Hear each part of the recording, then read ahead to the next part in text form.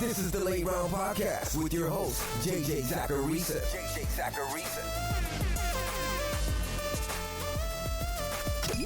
What's up, everyone? It's JJ Zachariason, and this episode 854 of the Late Round Fantasy Football Podcast, sponsored by FanDuel. Thanks for tuning in. I feel just okay with how last week went with the sleeper show. The quarterback streamers, they were all pretty usable, though none of them were amazing. D'Onta Foreman didn't see the workload that I thought that he'd see, Josh Downs was a massive disappointment, and Chris Rodriguez didn't really get that much work, or at least do that well, despite Brian Robinson being sidelined. I at least nailed the Raiders' backfield situation, Demarcus Robinson found the end zone, and Ty Chandler was a freaking monster. It was a below average week overall, though. It was also a really weird week in fantasy football. Let's hope for a more predictable one here in week 16. We'll begin by looking at players rostered in 10 to 50% of Yahoo leagues who you might consider starting this week. And we'll start with some admittedly average quarterback streamers. I talked about Joe Flacco in the 15 transactions episode. He's been hovering that 17-point mark during his 3 starts. And those 3 games were against top half opponents by adjusted points allowed to quarterbacks. He's been in good matchups. Well, this week, he gets another top 10 matchup against the Texans. Flacco's thrown it down the field at a higher rate than the other Browns quarterbacks this year. And Houston ranks 5th in air yards per attempt allowed this season. They've also given up the 9th highest completion percentage on 15-plus air yard throws. So there's a chance for a big play from Joe Flacco in this game. So he could score some points in chunks. The downside right now for Flacco, though, is that this game lost a little appeal with the news that CJ Stroud's unlikely to play this weekend. We'd rather have a back-and-forth shootout, and that's less likely with Case Keenum under center. But Flacco's still an okay QB2 type this week. Gardner Minshew, once again, he's an option this week. I do have some fear that this could go south if Michael Pittman doesn't play. But if Pittman goes, which actually could happen based on some early week reports, if Pittman goes, I'd be okay with Minshew. The Colts have a pretty average team total this week, and Atlanta's the 9th best matchup for quarterbacks by adjusted points allowed. Minshew has been a QB1 in 2 of his last 3. He's been a top 15 option in weekly scoring in 3 of his last 4. He could get it done again this week. Now, I hesitate to say this, but I do think that Derek Carr is kind of in this bucket too. I'd probably lean the other 2 quarterbacks over Carr, just because the inconsistencies that we've seen from Carr this year, but the Rams are the 8th best matchup for quarterbacks by adjusted points allowed this season. The matchup's at least there, and Carr looked a little bit better in week 15. I do think he's more of a desperate play though. At running back, let's go back to a 15 transactions running back, and that's Justice Hill.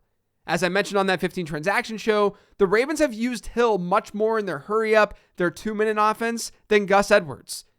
According to Fantasy Life's data, Hill has played on 76% of Baltimore's 2-minute snaps this year. Edwards, he's at 13%. That could matter against San Francisco because the 49ers are 5.5-point favorites. I mean, Hill can see work even when that game's close. I'm just saying that if this game goes south, if they're trailing, he's going to be on the field more than Gus Edwards. And the 49ers are 3rd in the league this year in adjusted target share allowed to running backs, meaning teams are targeting their running backs at a higher than average rate when they face the 49ers. So Justice Hill is actually okay in some instances this week. I've got 2 game script related plays this week too. The first one, Tyjae Spears. Spears, as usual, could have a natural chance to just see a high target share. Prior to last week, he had seen a double-digit percentage target share in 7 straight games. The Titans get Seattle this week. The Seahawks are road favorites. Seattle's also an above-average team and adjusted target share allowed to running backs, which could help Spears in the passing game. And they're the 10th best matchup and adjusted fantasy points allowed to the position. Now, I don't adore Spears this week, but he's in that high-end RB4 range or so. You might be able to play him.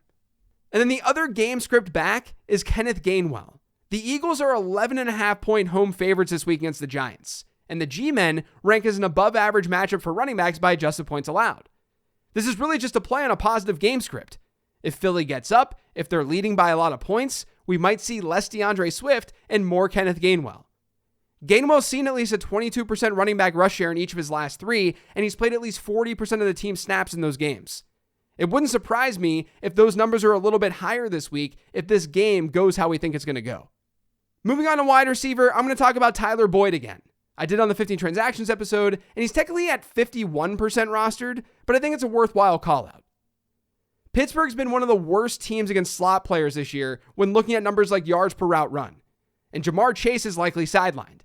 That could at least raise Boyd's target share a little bit, and in a plus matchup, it can make him viable.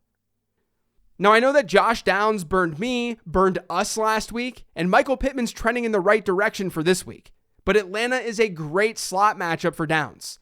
They've given up the third highest slot target share this season, and they've allowed one of the highest yards per route run rates. Maybe Downs has hit some rookie wall. Maybe he's banged up a little. It was definitely disappointing that he couldn't come through last week in a plus matchup.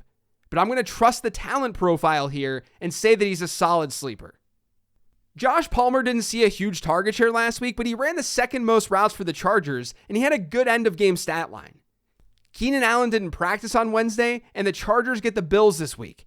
More than likely, it's going to be a pass-heavy script for LA. I don't think you can bank on touchdown production, but 8 to 10 targets is definitely in play for Josh Palmer this week. That makes him a sleeper. Now, I've gotten to Cade Otton a lot this year because his route participation is one of the best in football at tight end. Only George Kittle has a higher route participation in his offense. He obviously isn't the first look for Tampa Bay with Mike Evans and Chris Godwin there. His targets per route run is actually one of the lowest that you're going to find. With that being said, Cade Otton's out there. He's running routes. And Jacksonville's an average to plus matchup by adjusted points allowed to tight ends. So he's fine enough as a cross your fingers type of option.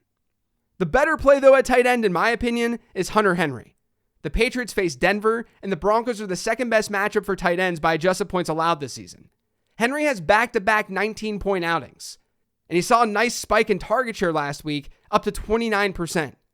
His route participation has also been higher for New England over the last month and a half. So to me, he's the obvious top streamer at tight end this week.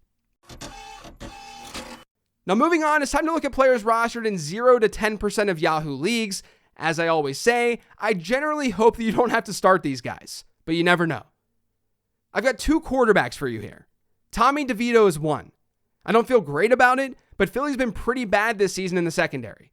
They rank as the second best opponent for quarterbacks by adjusted points allowed. The Giants likely won't be able to play conservatively in this matchup because they're big underdogs. That could benefit DeVito. That's all I really got for him.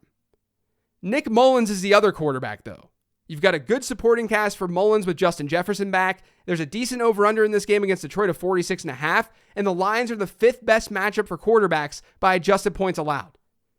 I like Nick Mullins more than Tommy DeVito because this is a pretty friendly game. So I think you have to like Mullins as a deep option. Now, at running back, I think a lot of people might go to Latavius Murray this week with the Bills as monster favorites against the Chargers. And I can understand that. Murray's fine. But don't sleep on Ty Johnson either.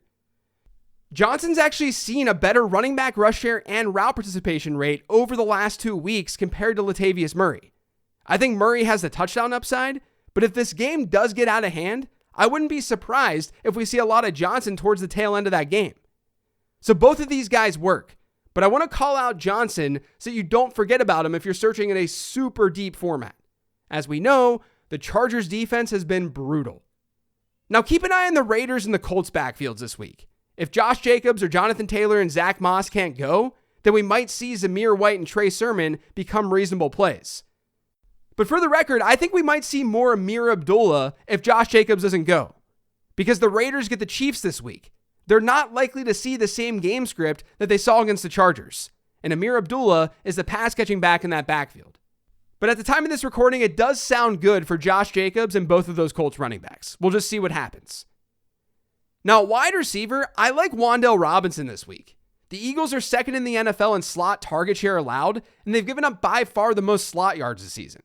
That's where Robinson has run 81% of his routes. He's also hit an 80% route participation in each of his last 4 games. He's probably just a high floor option, but that's okay in this range. Another slot player who could be interesting in Week 16 is Parker Washington. Zay Jones is banged up. Washington wouldn't likely be pushed to the perimeter because he's a slot player, but it would mean that if Zay Jones doesn't go, Washington could be forced into more looks out of the slot. That's especially true when you consider that Tampa Bay has allowed the 8th highest target share to that area of the field, and they're one of the least efficient teams at defending the slot. I'd rather play Washington if Trevor Lawrence goes, but at least understand that the matchup is there for him. Now, at the time of this recording, I'm not sure what's going to happen with Christian Watson and Jaden Reed. They didn't practice on Wednesday. If they don't go, that would open things up for Dontavian Wicks. He continues to impress during his rookie year. He's leading the Packers in yards per route run, and he would be a full-time starter if Reed and Watson are out. The matchup could be better, but he'll be out there running routes for the Packers. And then lastly in this tier, let's talk about Arizona real quick. Marquise Brown is dealing with a heel injury. Let's pretend he doesn't play this weekend against Chicago. That would leave Michael Wilson and his 88% route participation from last week to continue being a starter. But then also there's Greg Dortch. Dortch ran around on 71% of his routes last week, but he finished with a similar target share as Wilson. Both of those guys would have some opportunity against a relatively beatable Chicago secondary. I'd probably slightly prefer Wilson over Dortch, but I do think that's more of a ceiling play between the two. Now at defense, there are a good number of streamers to choose from this week, so I'm just going to go through the defenses rostered in under 60% of Yahoo leagues very quickly, just to give you some options. Green Bay gets Carolina, and each of the Panthers' last 8 opponents have finished with at least 7 standard fantasy points scored. Houston gets Cleveland.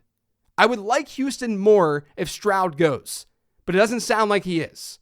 But Flacco, despite being an okay option in fantasy, he's thrown 1 and 3 interceptions over his last 3 starts. Chicago's defense ranks in the top 10 in the league in pressure rate since the trade deadline. And they get an Arizona team that's allowed about 3 sacks per game with Kyler Murray under center this year. Seattle's likely facing Ryan Tannehill. I think the Rams still work against New Orleans. And you might even get away with using Washington against the Jets, especially if Zach Wilson doesn't go, which is a crazy thing to say. But that's it for today's show. Thanks to all of you for listening. If you yet subscribed to the Late Round Fantasy Football Podcast, make sure you are by searching for it pretty much anywhere podcasts can be found. And don't forget to follow me on Twitter @LateRoundQB. Thanks, everyone. I got the mailbag episode dropping tomorrow and then another episode of Late Round Perspectives. I'll talk to you then.